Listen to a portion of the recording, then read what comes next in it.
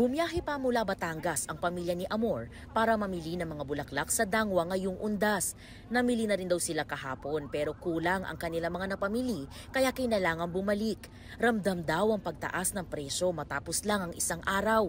Kung sa ibang lugar daw sila namili, sa tansya niya aabot ng halos doble o 40,000 pesos ang gastos sa mga bulaklak. Mas nakakamura. Kaya lang medyo tumaas ng konti kaysa kahapon. Parang almost 18,000. Maraming pabili. Yung mga kaibigan. Yun.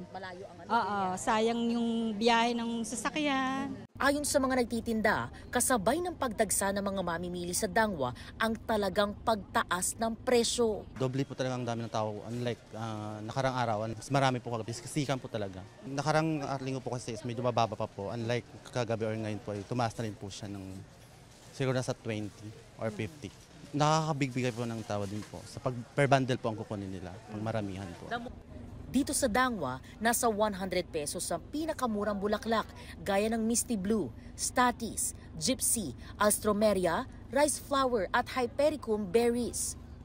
May tig 150 pesos na eucalyptus, lilies at daisy at 180 pesos na Malaysian mums at green buttons.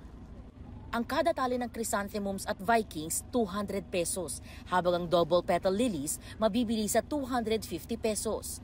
Sa mga malaki ang budget, pwede ring makabili ng mga flower arrangement.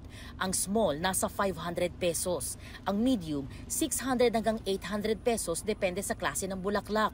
Ang large, 1,000 pesos. At ang pinakamalaki, ibinibenta sa 1,500 pesos.